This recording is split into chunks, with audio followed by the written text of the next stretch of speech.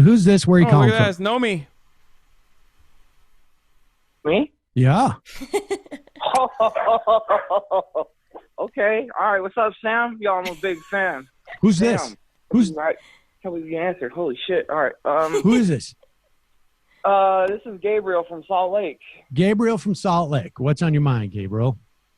Yo, so I want to debate you, but I just want to say first, I might get a little heated Okay. because I'm really strong on this topic, but I really love your show, and you're like my favorite person on YouTube, and you've like got me through like a lot of hard times. All right, Gabriel. Yeah, I will then. I will that- try not to get too heated, but I also things are a little tense around here. So let's do this and just make sure that we don't take it personally on both of our parts.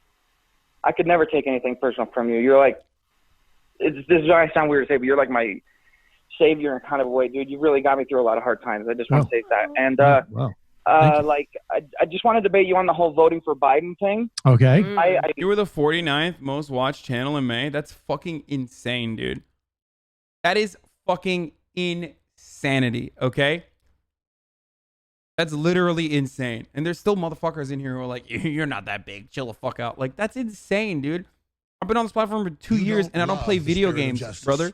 You love your father. And not only that, but my politics are diametrically opposed to the overwhelming majority of gamers and their politics.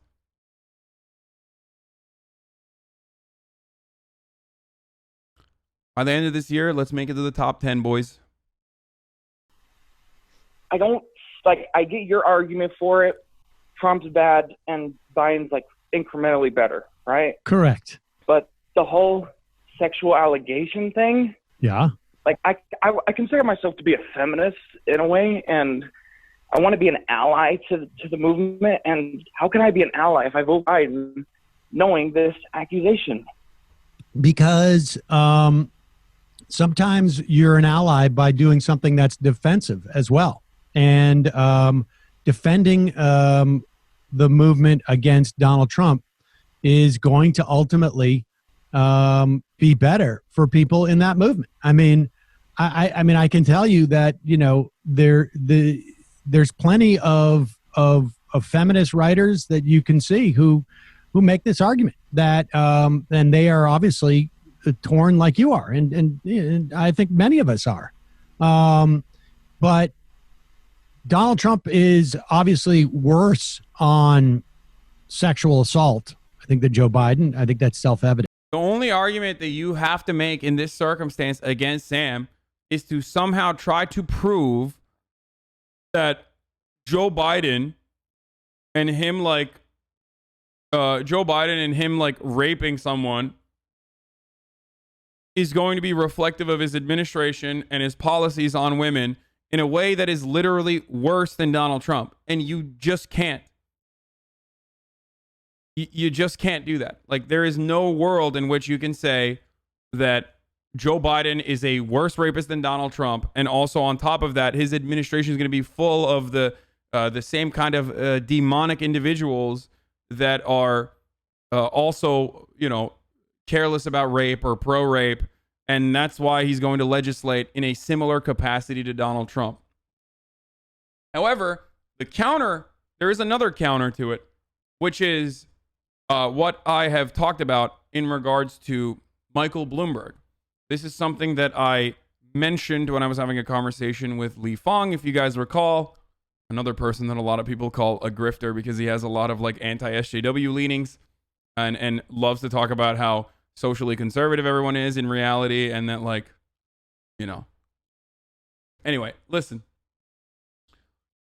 The point I was trying to make here is that the only effective counter that I can think of in this circumstance that makes me not criticize the never Bidenites or whatever, especially if they're not in like especially if they're not in like a swing state.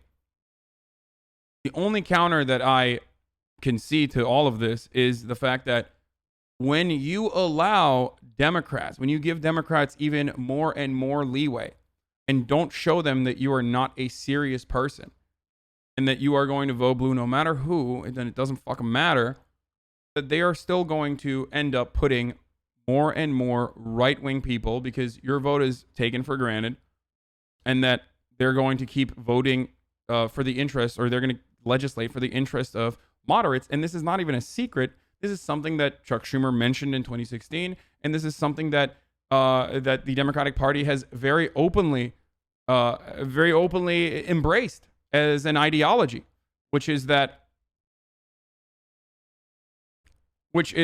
while the harm reductionist argument is 100% valid in the short term, allowing Democrats to go further and further and further right in the long term has had consequences like Donald Trump.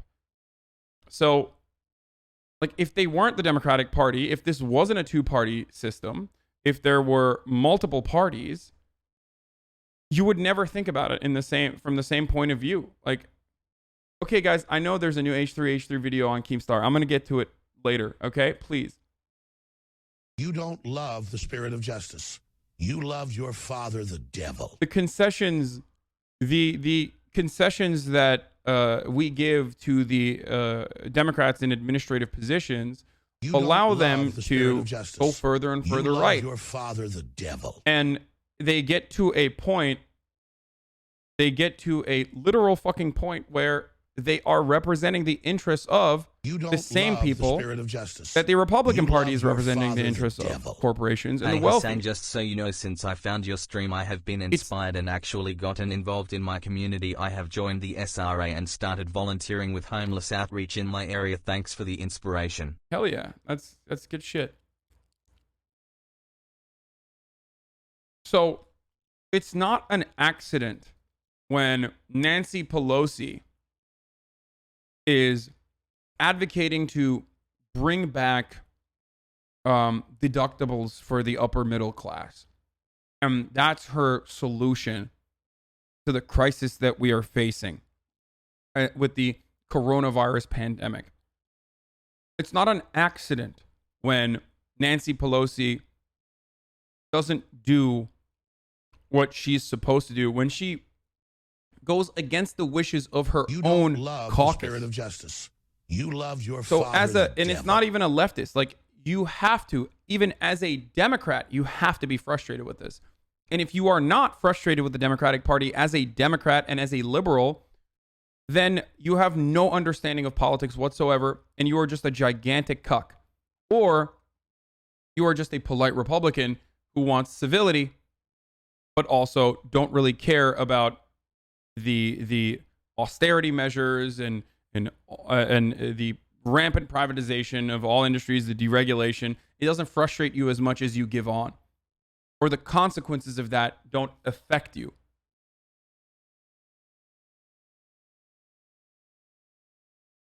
Okay?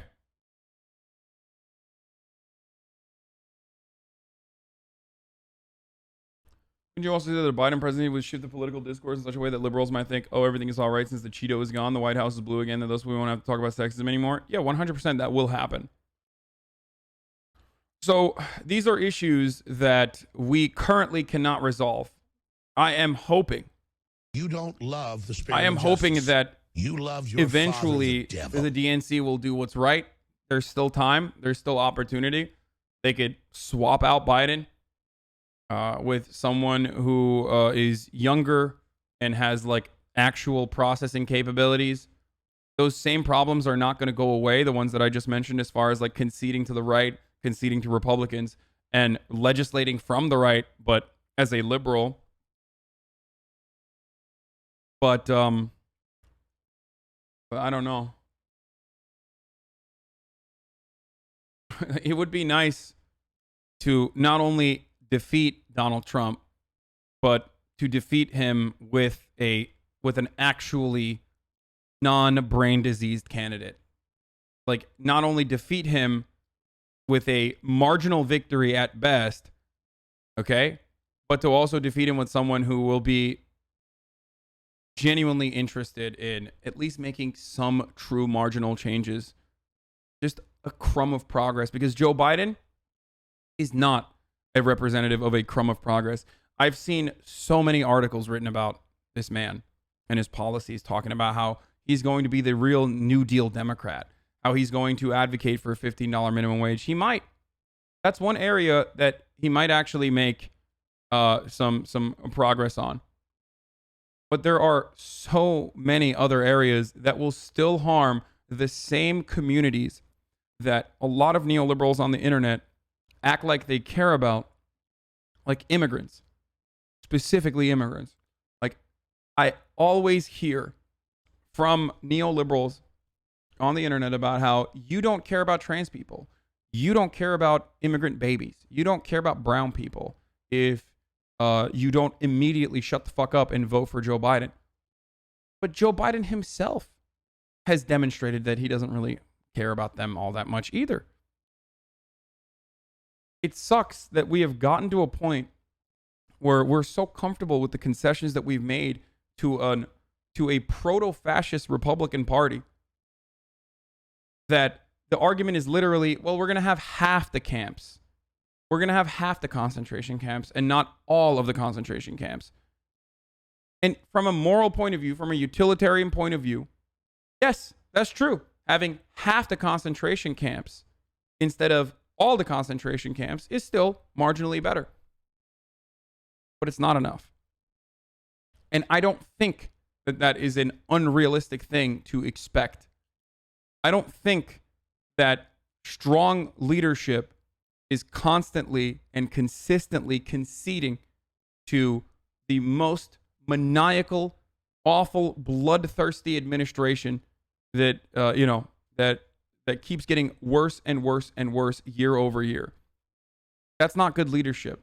That's being a fucking coward. That's being controlled opposition, and that's just, trailing along because you know that in our two-party system, you can race to the bottom like ISPs and offer less services to your consumers, in this case, the voters, and still get away with it. Especially when you know that there are more Democrats in this country than there are Republicans.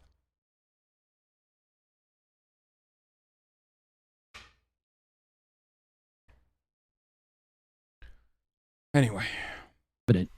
But he's also worse for women and society in general. So I think Would you say that Biden was the worst Democratic candidate in the race? No, Michael Bloomberg was. But Michael Bloomberg was worse than Joe Biden. But like Joe Biden was a close second. You know what I mean? It's not like it's a defensive maneuver. Really, it's really what it's coming down for. I mean, a vote for Joe Biden is a defensive vote. There's no doubt about it. You're voting against Donald Trump. You're like, but couldn't I just vote for a third party and then say, okay, I just want to have this situation where if I have a daughter and she grows up and asks me, how could I vote for Joe Biden knowing we have that allegation? Why can't I just vote for somebody third party to have a clear conscience and tell my would-be daughter that I did the right thing? Because you don't vote for the sake of your conscience. You vote to impact the material existence of other people and yourself and your daughter going forward. And from a material perspective, there is no doubt that women are going to fare better under Joe Biden than Donald Trump. That's a fact. That's definitely facts. But my vote doesn't really matter if you think about it. I'm in Utah. Well, okay. All right. Listen, first of all, we don't know about about Utah. But I mean, if you're saying, well, I'm in a state that is not going to be there's not going to be any contention, then the calculus is a little bit different, right? I mean, yes, if I'm in New York and I vote for Nomi, I write in Nomi's name for president, Joe Biden still I would do that. Joe Biden's still going to win. And so my action is less relevant with that, no doubt. And I don't know. I mean, I don't think Utah is going to go for Joe Biden under any circumstance. And so, I mean, in Utah, when you talk about Utah specifically, yeah, your vote is not as relevant in this instance. And so, okay, if it makes you it makes you feel better. But the argument I'm making is really about swing states. I don't have. I would say even in swing states, like I would make the argument to people in swing states, like, yeah, vote for your conscience. Like, you don't want to have that. Like, let's say Joe Biden wins the election and then everything comes out to be true. Like, but you knew about this. Like, how? Like some people might feel guilty. Like, why wouldn't you want them to just vote for who they want to, knowing this allegation? Well, why do you vote? Why do you vote? Do you vote to make yourself feel good, or do you vote because you want to bring about a better society? Well, I mean, you're not going to get a better society with Joe Biden at the helm. I mean, well, no, I think we've established that. I think we've established that. You're going to get a better society. I mean, just look at the response to this crisis. Of course. There's no way in a million years Joe Biden gets rid of the pandemic planning that was on the National Security Council. There is no way in a million years that Joe. I'm gonna tell you guys something. Okay, part of the reason why I haven't been super aggressive in the aftermath of the primary conclusion is because of who our leader as a representative of the left is. It's Bernie Sanders. If it was someone else, if it was a younger person, if he or she were more aggressive, more militant, more hostile against the media, and was willing to take on additional fights and wasn't a fucking 700-year-old man, then what I would be advocating for in this circumstance wouldn't even be a third party push, but would be to stress as much as we can through collective action that we are absolutely not voting unless Bernie's on that motherfucking ticket. Okay? Because there is a little bit of power that we do have. Like, a lot of people talk about swapping out Joe Biden. They could be reasoned with. You could turn them, you could absolutely change their minds to voting for fucking someone who is random, like a Cuomo. You know what I mean? You could fucking get them to vote for Cuomo, who wasn't even taking part in the primary process. If you can get him to swap out the idea, if you can get him to swap away from Joe Biden, then all it takes after that is you've demonstrated that Joe Biden is not a valid political candidate, and then you go and you go in with the Democratic opinion after that, and you tell them but this is not Bernie. It doesn't work for Bernie. Bernie would never do that. And on top of that, Bernie would never do that, and he's not the right person because everyone fucking hates him. The liberals and positions of power would rather, once again, destroy the Democratic Party, as they have admitted time and time again, than allow Bernie Sanders to take over.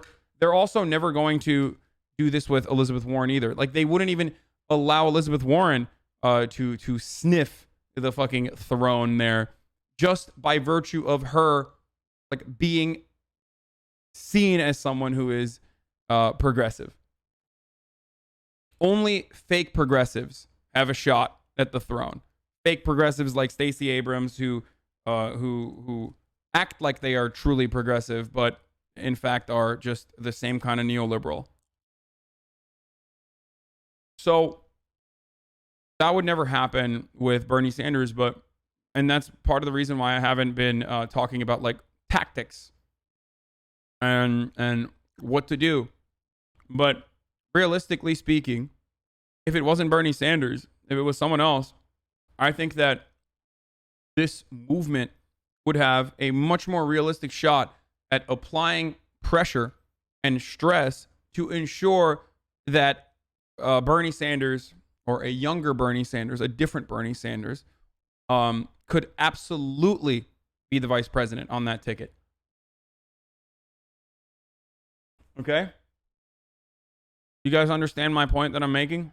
I feel like some people might be confused.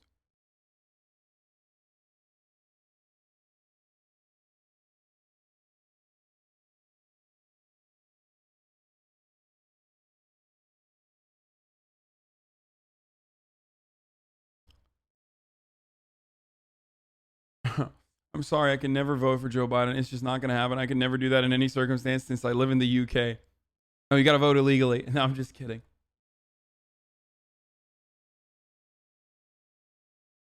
Senator Amy Klobuchar has officially been asked by Joe Biden to undergo vetting to be considered for his some fucking,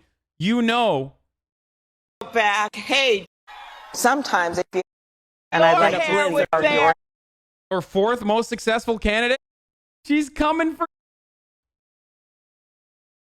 Liberals, on the other hand, are evidence that the vetting process has begun in earnest, maintaining the white supremacist, even patriarchal momentum in its own states of America.